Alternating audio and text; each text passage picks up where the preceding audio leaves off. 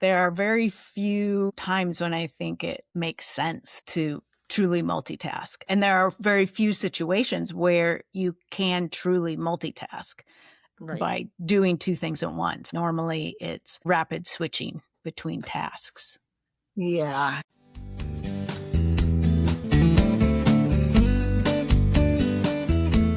Hey there, welcome to Getting to Good Enough. I'm Shannon Wilkinson. And I'm Janine Adams.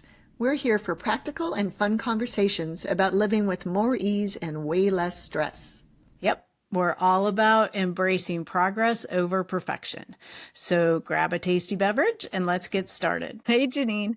Hey, Shannon, how you doing? I'm doing all right. How are you? Doing all right, too. Anticipating a winter storm that will allow me to be inside and stay cozy all weekend without guilt. That is not where I thought you were going with that. Where did you think I was going? Expressing some sort of concern about the winter storm. Oh. Not that you were looking forward to it because, you know, what you'll gain. Yeah, you know. Right. Okay. I hope others fare well in this storm. Yeah. Yeah. I assume that you won't be doing any multitasking while you're enjoying your weekend. No, because I'll have so much time that I won't feel like I have to. It's actually not true. I will probably watch TV and knit or write postcards to voters at the same time. Which is, interestingly, I feel a reasonable time to multitask. There are very few times when I think it sort of makes sense to truly multitask. And there are very few situations where you can truly multitask by doing two things at once. I mean, normally it's rapid switching between tasks. Yeah. And I think with the knitting, I've been a knitter for so long that I do feel I'm successfully actually multitasking because I can knit without looking at at my hands. And but with the postcards to voters, I think I am actually switching, and I have to, if I can't watch something that I have to really pay attention to and expect to get anything out of it. So I have to be careful what I'm watching. Yeah. So, but knitting, I can. Yeah. I took a knitting class years ago, which is what prompted you to get back into knitting, I believe. I think so. Yeah. Back in like 2005. Yeah. And my teacher said that she knitted at the movies. Oh, did she bring, people will take little headlights to do that. Or there's lit knitting needles now. They're like, no, she didn't need them because she could watch a movie and just knit. Yeah. And I mean, I thought that was an amazing skill, but also I don't want to listen to click, click, click at the movies. Well, I feel like it's not always, maybe it depends on the needles, but I don't feel like I'm a noisy knitter. I wouldn't take my knitting to the theater, though. But yes, multitasking is hard to avoid, so I can't promise I won't be doing any. Yeah. Like we were saying, that is one of the situations where it can work. I think another one is when you're doing like a physical thing and listening to something like folding laundry, exercising. That's exactly what I was going to say. Those two things. Yeah. I can keep my book going and know what's happening while I fold laundry or exercise. Right. Yeah. And I find that actually sort of helps me pay attention better if I'm doing something physically. Like I don't sit and listen to a book. I listen to my audiobooks when I'm doing other things that don't require me to think. Right. Emptying the dishwasher, brushing your teeth, that sort of thing. I now listen rather than read with my eyes while I brush my teeth. Well, those are the few situations where I think true multitasking can work. Most of the time when we're talking about multitasking, we are doing that rapid switching, and it's usually not very efficient. I think you're less productive trying to do that than if you were really monotasking or single tasking. Right. Less productive, less effective potentially. Because I think not only less efficient, but less effective. What are some of the things that people commonly multitask on, would you say? Just want to make sure we're talking about the same thing. I think when people say that they're multitasking, they're having a conversation with someone and processing email, or I'm trying to think of other situations where someone might say that they're multitasking. I feel like it's something that people say a lot, but because I'm so aligned now with there's very little true multitasking, I can't even think of what it is. Yeah. I mean, I feel like when we're organizing, when my organizers are on the job, we're often start out by sorting. And I think if we are chatting at the same time, which I don't think we are, I don't think we do that. I'm not on the job much anymore, but I don't think that happens. But if you're chatting, you're either not paying attention to the conversation or you're not paying attention to the sorting. It's because it requires, unlike folding laundry, sorting requires brain power, right? So maybe that's where, if you're doing two things that require attention, you can't pay attention to two things at once, really. Right. It seems simple when I think of it that way. But I mean, I don't know how many conversations I've had with my husband while I'm looking at my phone. It's not cool, and not effective and not efficient. Right. Yeah. I do that too, and I have made a concerted effort to not do that. And like you catch yourself. Yeah. And I try not to, when I'm chatting with people, I have my phone at least face down. Yeah. So I'm not tempted to look at it while I'm having a conversation.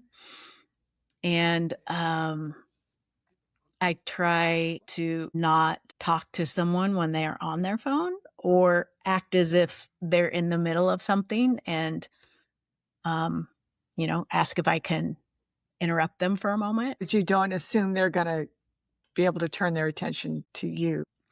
Yeah, but I do that because I think we're just so used to doing things with people looking at their phones, and I'm trying to not do that. So I'm trying to kind of cue the other person that I recognize you're doing something on your phone. Are you able to stop what you're doing so we can have a conversation, or I can ask you a question or something? Yeah, that's polite, and it's like being a good conversational partner, right? I mean, yeah, I walk up on Barry he's on his computer all the time with his back to the door, and I'll walk into the room and expect him to stop what he's doing and turn around and talk to me. I'm usually silent. I wait for him to stop, but I expect him to stop, which, now that I'm thinking, now we're having this conversation, is pretty rude. I need to ask him what would be more polite, because he's pretty nice about it. I mean, I will say he does stop. Yeah. He's a retiree, right? So it's not like I'm interrupting his work, but still, I'm interrupting whatever he's doing to enjoy his day. Right. Yeah. But I will say he does typically stop and not just keep doing the puzzle, for example, and talk to me until I leave. And it's clear that I should leave as soon as possible. So you can get back to it. You're such a good reader of body language. I don't know about that. Yeah, interesting. So I find when I'm working at my desk, I will be doing something that requires me to go switch, like let's say I'm in a Pages document, and I'm going to go check something in my email, and then I get totally caught up with what else is in the email. And then I'm like, wait, what was I doing? And then I go back to the pages. Yeah. That cycle will repeat. Or I'll go to a browser and Facebook will be there. And that's it. Like, I can't, so I'm completely distractible, which is different, I know, from multitasking, but I know that sometimes I know what it is. I'll like try to log into my bank and it will take 10 seconds. So then I Yeah. move away from it because I'm not going to sit there for 10 seconds Uh-huh. and look at something else. Like I can't, it's almost in my muscle memory to go away from the screen I'm on if there's a wait. And then Right. try to. Well, and I think that is like an attempt to multitask Right. because you're trying to do this thing and it has a little bit of a lag. So you're doing this thing at the same time. And then, the hope would be that you would go back to the original thing. Right. It's go a big back hope. to your bank login, but Yeah. you're probably sucked into whatever the other thing is that you looked at. Yeah. By the time I get back to the bank login, I've been logged out. Right. You've been timed out. Right. So yeah, it's a problem. And I'm wondering what the answer is. I mean, mindfulness is what pops to my mind. Awareness is a good first step. Right. Well, I think recognizing that there are so many things pulling at our attention all the time and that we're used to having this stimulation.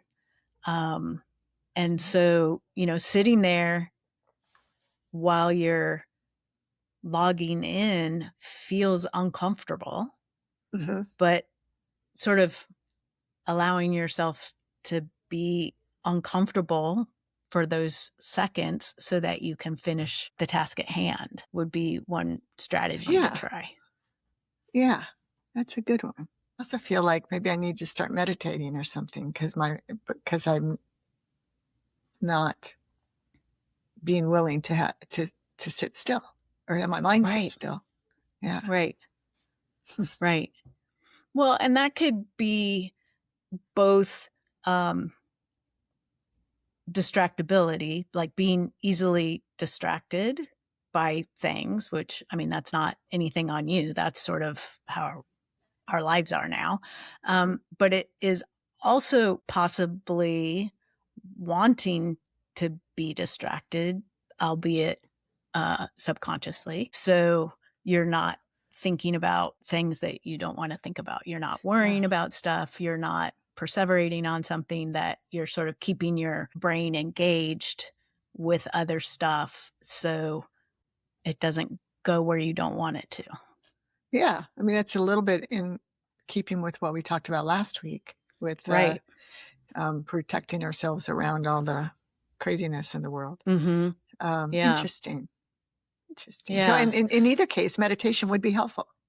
Meditation would be helpful because you get sort of two benefits. You get the time while you're meditating of calming down your nervous system. And meditation isn't about not having thoughts or, not thinking about stuff. It's about returning to whatever it is that you're focusing on, sort of letting the thoughts go through your head and not attaching to them. And so you get that sense of peace in the moment or sense of calm, but then you also are exercising that muscle that increases your ability to be quiet, to have moments with nothing in them. I mean, it would be an interesting experiment to, like, when you log into something, that's a cue to meditate until the page comes up, and it could be as simple as count your breaths or whatever. It doesn't have to be a whole thing. Right. I like that idea. And I also like the idea of just maybe trying to integrate, I don't know at what point of my day, beginning probably, gradually increasing the amount of time where I'm meditating. I mean, in my office, I have a meditation bench, which has not been sat on for, well, not since I moved into this apartment. I used to use it in the guest room with my yoga stuff. It's a great little bench. So interesting. That would be I think a really beneficial experiment for me. Yeah. And, sitting on your meditation bench is excellent. And also just sitting in my chair. Moments of mindfulness in your chair is great because that also anchors that feeling to sitting in your chair looking at your computer. Mm-hmm. So you do that enough times, then it starts to happen automatically. Like your response begins to be that feeling of mindfulness. Right. Using a cue of something like logging in or some other pause that ordinarily would make me go to Facebook. I think Right. that's what my, like the knee-jerk reaction has turned into. Mm-hmm. That's a great cue. I mean, because it happens throughout the day. And if it's Right. just, even if it's just a few seconds, oh, that's kind of, I feel kind of excited by that. I know, me too. It's like, ooh, because I mean, I think that that's something that we all deal with. And then having ADHD, I have that sort of on steroids, shall we say. Mhm. And while I was in sort of the real thick of my post-surgery recovery, I wasn't taking my ADHD meds, and I had an appointment with my mental health provider, and she was asking me about symptoms, and I didn't think that I was really experiencing anything. I wasn't doing a whole lot. But then I was like, oh, wait a minute. I will start one thing and it will remind me of another thing and it will remind me of another thing until at the end of the day, I've started 12 things that are, finished none. throughout the house and nothing Mhm. is finished.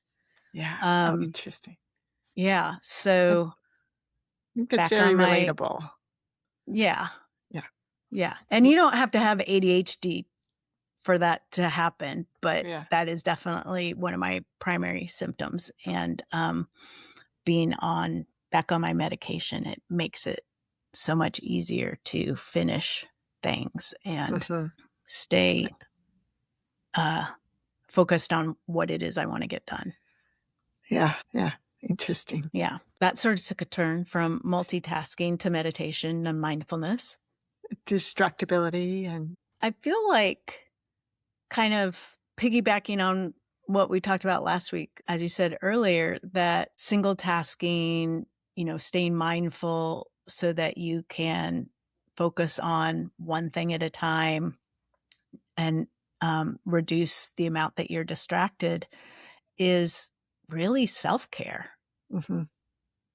Yeah, so And many benefits, right? It's self-care in that it keeps our minds focused and keeps us from worry and stress over things we're not able to control right now. But also it's makes us more effective, more productive, just more calm. right. Yeah. Well, and it gives you at least a feeling or the benefits of feeling productive because you're actually accomplishing things. Uh-huh. You can get things done instead of bouncing from thing to thing to thing and not getting anything done, which, that doesn't make me feel good. Oh no, it feels great to get things done. Yeah. Yeah. Yeah, absolutely. So we would love to hear from you, our listeners. Do you feel like you want to multitask? Are you willing to give monotasking a try? You can let us know on Facebook, Instagram, or YouTube at Getting to Good Enough. You can leave us a message at 413-424-GTGE. That's 4843. You can send us an email at gettingtogoodenough@gmail.com. Until next time, this is Shannon Wilkinson in Portland, Oregon. And Janine Adams in St. Louis, Missouri. And we hope that good enough is getting easier for you. Thanks for joining us on Getting to Good Enough. We hope you heard something that makes your life just a little bit easier. If you did, leave us a review or share this with someone who's looking for their own version of good enough. Thanks for listening. See you soon.